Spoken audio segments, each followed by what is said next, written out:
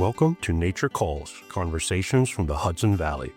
Our team's goal is to present science-based information about gardening and all things nature in New York's Hudson Valley. Our hosts are Master Gardener volunteers for the Cornell Cooperative Extension of Columbia and Greene counties, midpoint along the Hudson River Valley. So if you're interested in gardening or nature or just nuggets of information about what's happening outside your door, listen in and enjoy the conversation. Whatever the season, we'll always have something to talk about.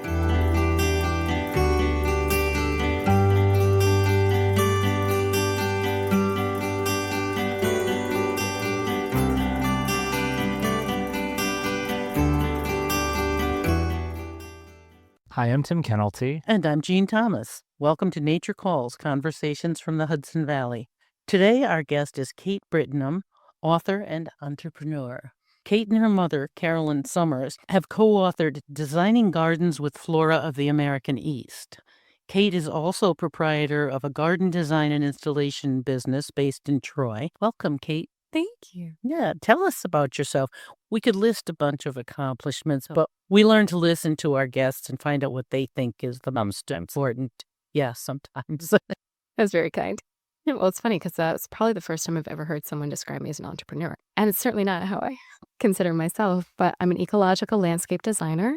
I'm based up in Troy, New York, kind of covering the whole capital region.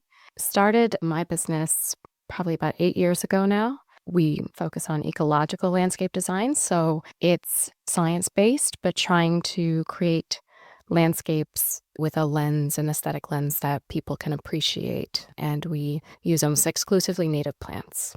So do your clients kind of understand that? How do you work with clients? People usually coming to you saying, I want to support wildlife. I want to have an ecological garden. I mean, they pretty much know what you do. Or do you have to set expectations in terms of what they can, maybe should and should not plant, things like that? Yeah. When I first started, it was more of the educational component, and that has shifted. Certainly the pandemic is when I saw the biggest change.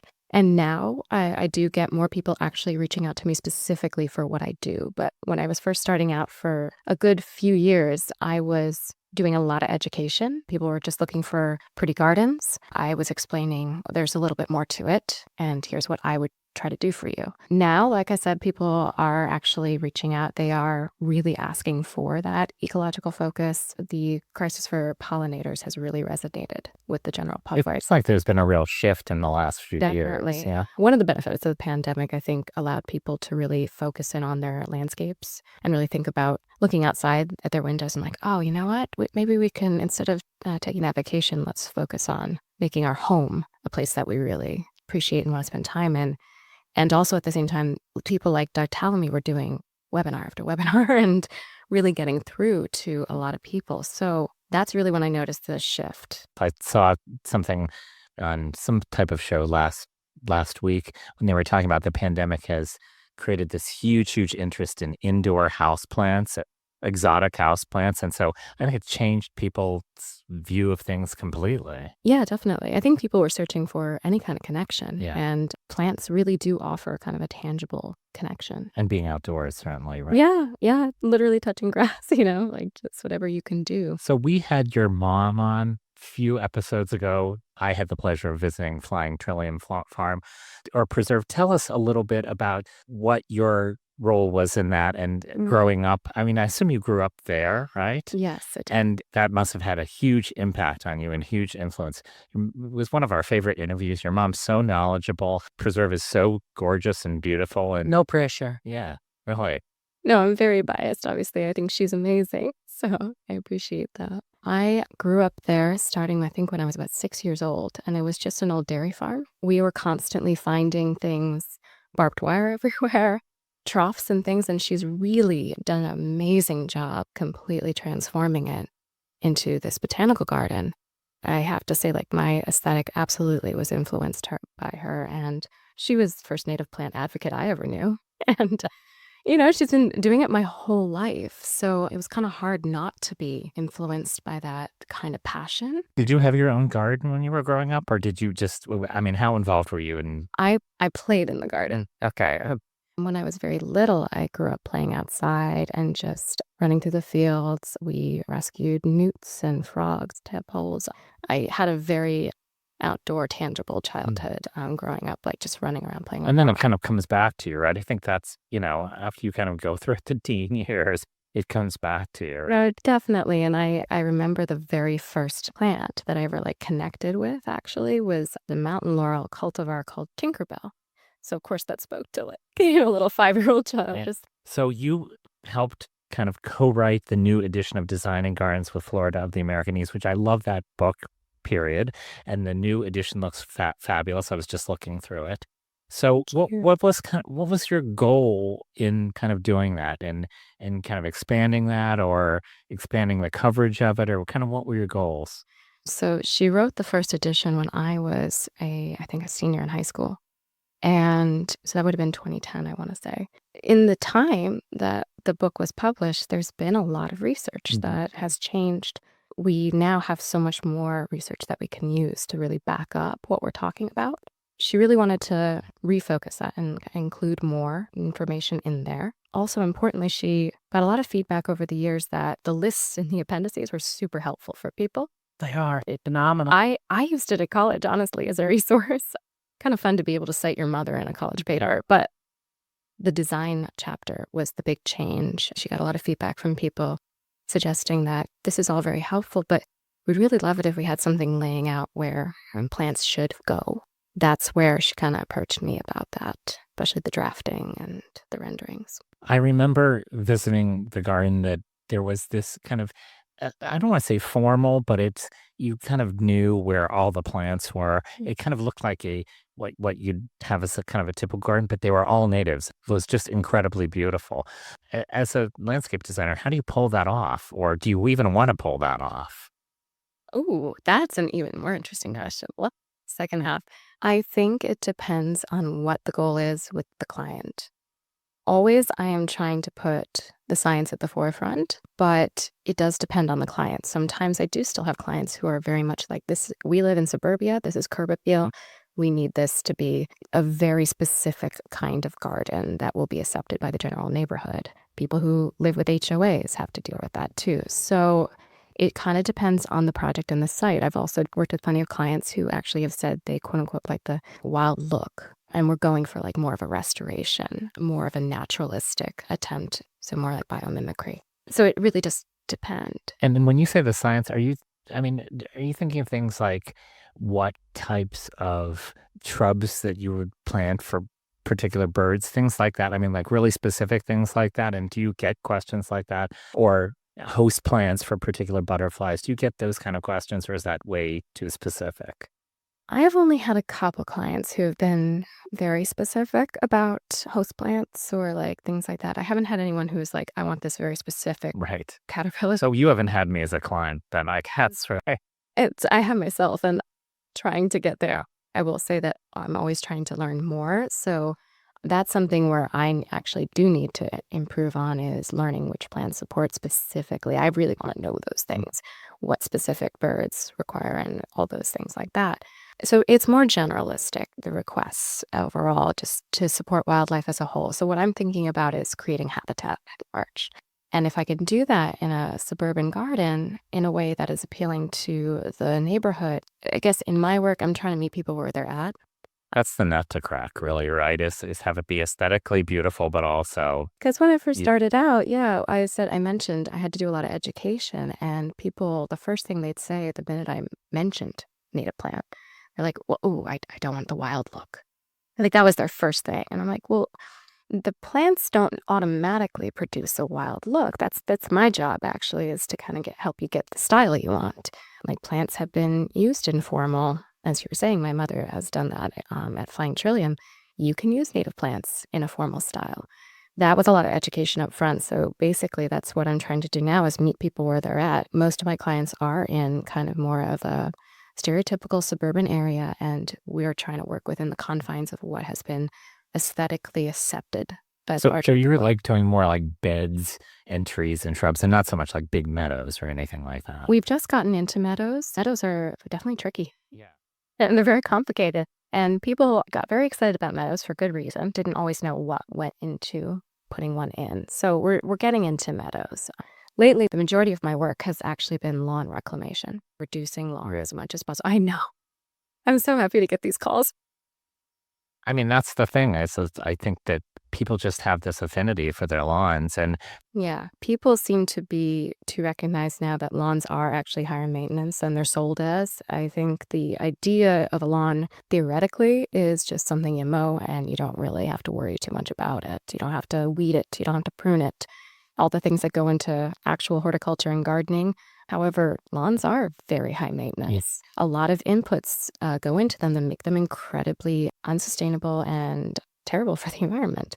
People are getting that message, and people are also recognizing that how high maintenance their lawns are. So it's been nice to be able to come in and say, well, why don't we try something a little different then and actually create some habitat?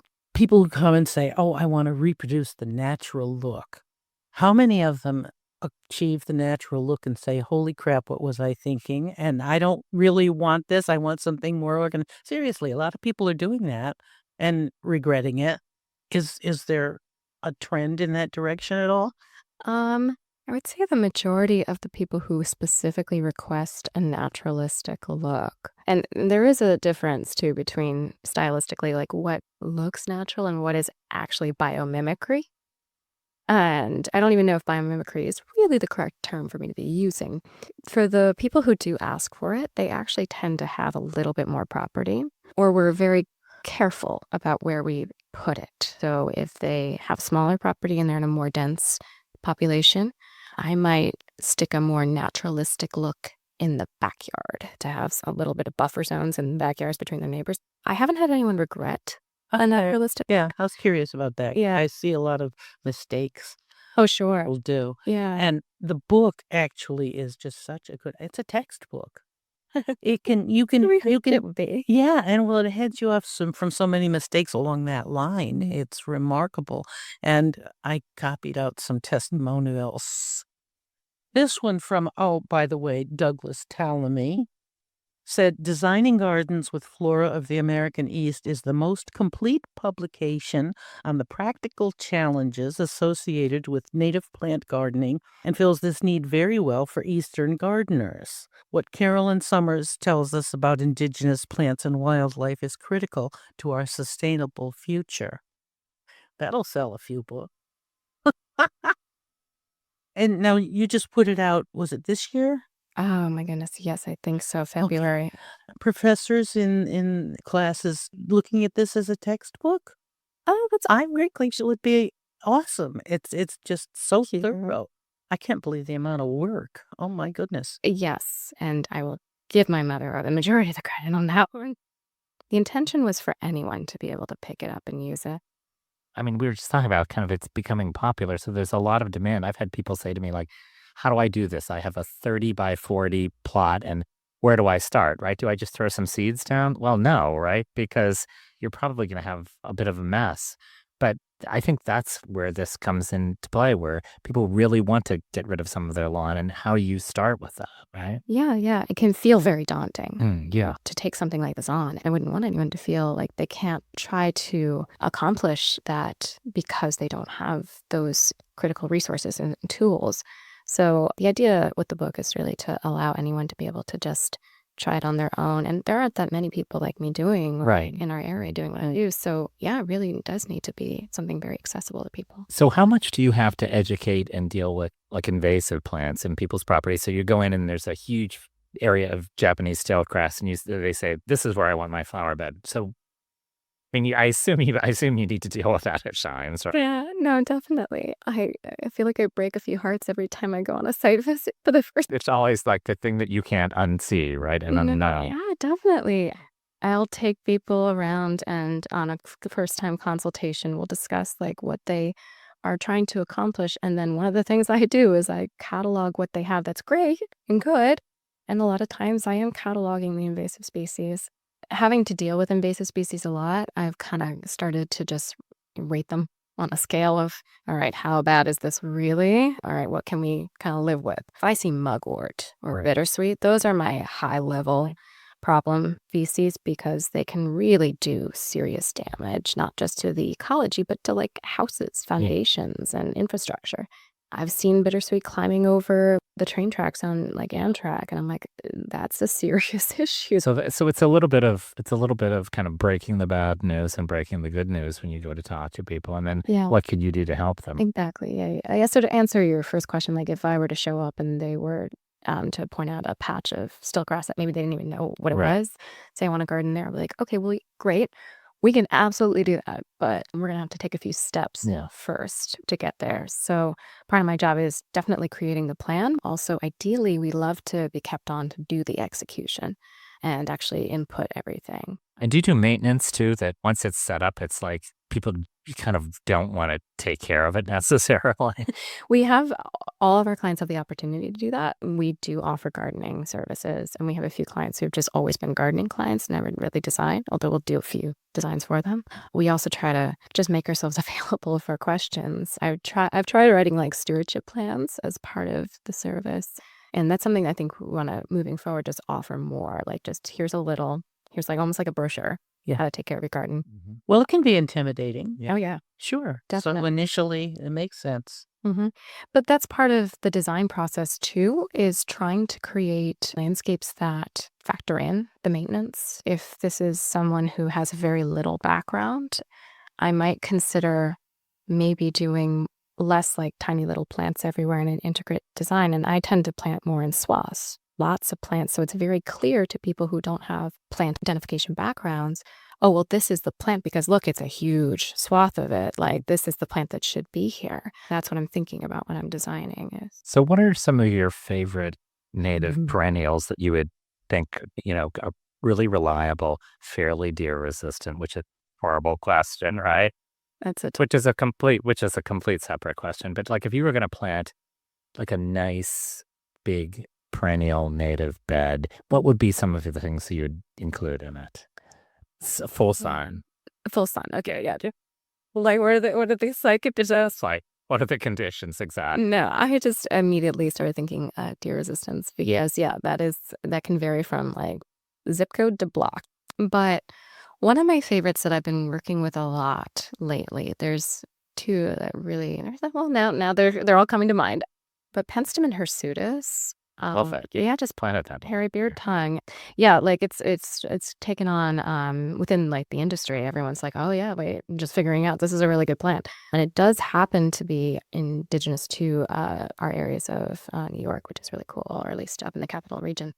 Pachyra aurea, golden groundsel. You're talking about all our favorites, right? Yeah. So far, we're doing good. Yeah, I mean, Pachyra is a good one because it is once it's happy, it just takes over. It's a really good lawn And alternative. kind of outcompete invasive. Yeah, I right? think so. And I haven't done too much experimenting with it, but it is fairly aggressive or assertive is the word I And there's use. a nasty common name, I think, right? Isn't there? It's, Golden groundsel. yeah, and there's some other. It almost sounds like it's like a hay fever plant or something like that. I can't. Oh, ragweed? Yeah, ragweed. Yeah, Yeah. that and goldenrod gets confused with ragweed. Goldenrod is actually one of my other absolute favorite Right. plants and as a workhorse plant. And people, I say this, and that is my immediate, normal response. Everyone's like, what? Yeah. You want to put goldenrod in my garden? I'm like, yes, I really do. There's so many different species of They're it. thinking of Canadian, right? Yeah, Right. they're thinking of rough and Canadian. Even those, you can manage them. They do require management. And I have to correct people because a lot of times they'll use the word invasive to talk about a native species. In my mind, invasive species can only be species that are not native. Or So what do you indigenous. call the native pushy ones? I call them assertive plants. Oh, assertive. I like that. I call them like grasso. I've heard that. Yeah, right. That sounds like they're kind of like raising their hand in the front. Right. They know what they want and they are not afraid to ask for it. But not bad, right? Especially if you want to have a big showing, right? Yeah, and in the right conditions, they can really hold their own. I have used hay-scented fern also against stiltgrass. Really. Yeah, Ooh, it's assertive. it's absurd. If you want nothing else, it's a great plant. Aggressive is a good word for these guys too, but I don't love to use it because a lot of people I do work with have smaller yards just get nervous. I heard them talk about goldenrod, and I've heard gardeners in general talk about goldenrod and other plants like that as thugs. A lot of people are going to hear that and get nervous and then be deterred from putting in these really amazing plants. Like if you want a good plant for pollinators, goldenrod's one of the ones to go for. That and asters, It's a keystone plant. It is a right? keystone. Yeah, so trying to make sure that, we frame things. I don't want to also not adequately prepare somebody for that plant, but it's choosing plant selection carefully with humans in mind. You can't divorce people from this work. I think that was one of the biggest things I didn't expect when I got into landscape design.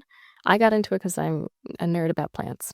I love the plants and I love playing with variations and playing with how they look in a landscape, but you really can't take the human factor out of it. Right. And that was a very big learning curve for me when I first started. Just communication, helping people get in touch with the landscape and the plants that you're putting in, and just considering how they're going to use the landscape, how they're going to use the garden.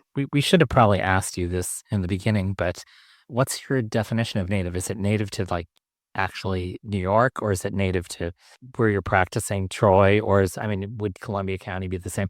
Or Long Island could be a totally different ecosystem, right? Absolutely. Yeah, no, that's a really good question. We touched upon it in the book at the beginning too. I use the word indigenous as well.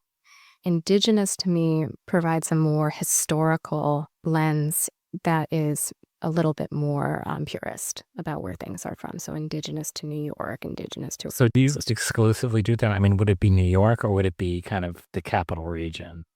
That is a really good question. It's something I am constantly, every season, asking myself, and I'm adapting. In general, native to me is a very broad term and can mean native to the entire United States or native to the Northeast broadly. Right.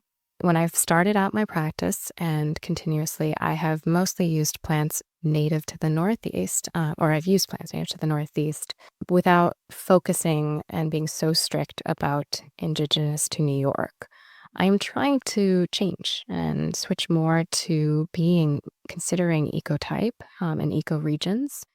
It is difficult because those plants don't really exist in the trade. I did an internship at Nasami Farm, which is part of the Native Plant Trust, back in 2015. That was really right before I got started with the business. They grow from seed, wild collected seed, where I first learned about ecotype and first learned about ecoregions.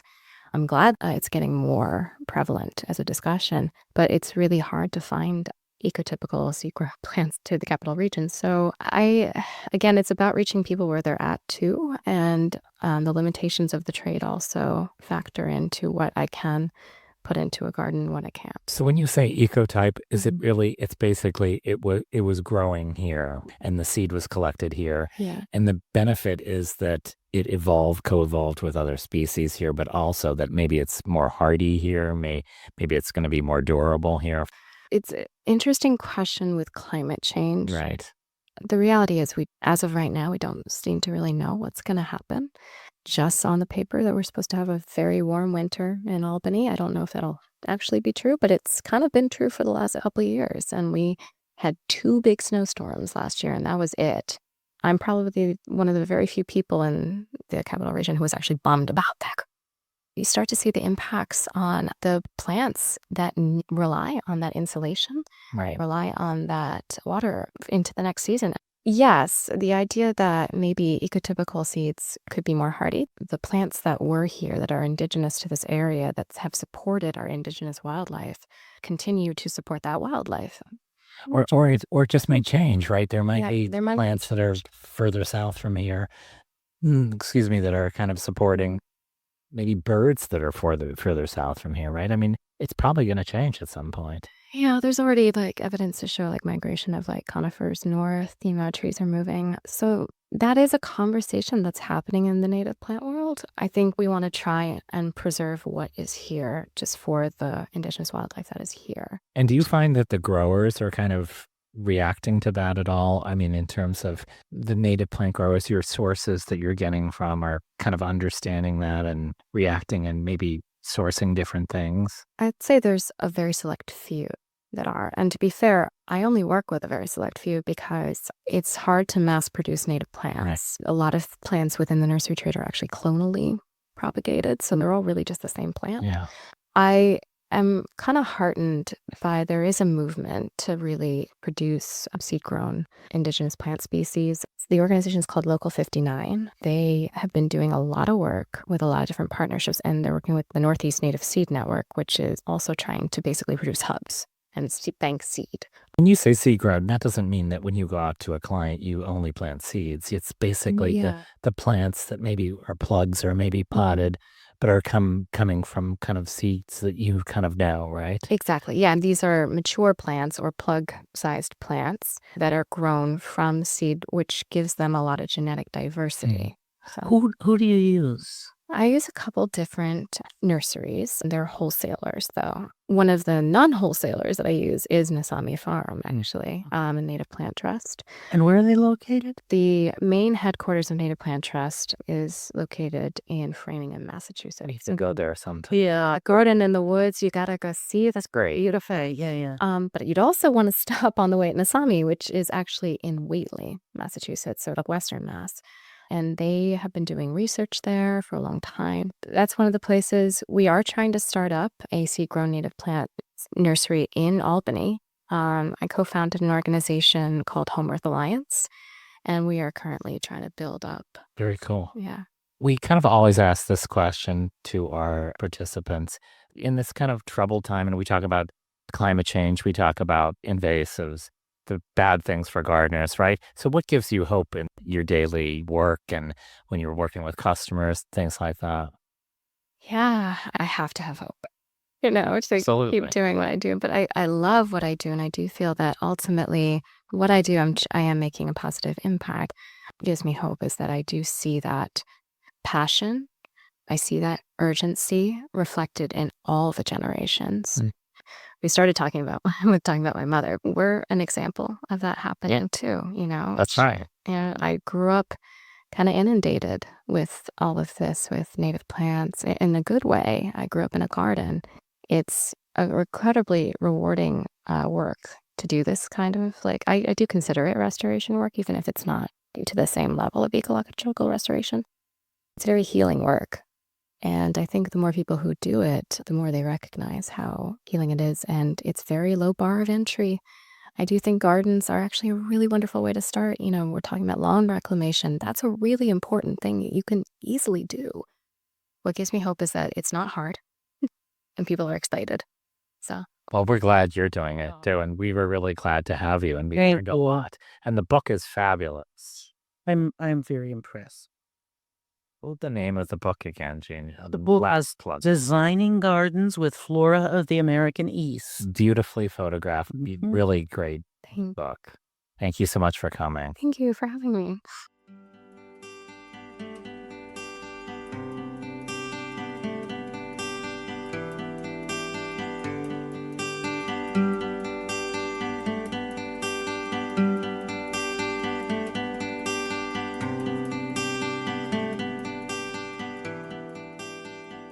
That concludes another episode of Nature Calls, Conversations from the Hudson Valley. We would like to thank Xandra Powers and Devin Connolly from the Cornell Cooperative Extension of Columbia and Greene Counties for production support. And a special thanks to our listeners for joining us on this episode of Nature Calls, Conversations from the Hudson Valley.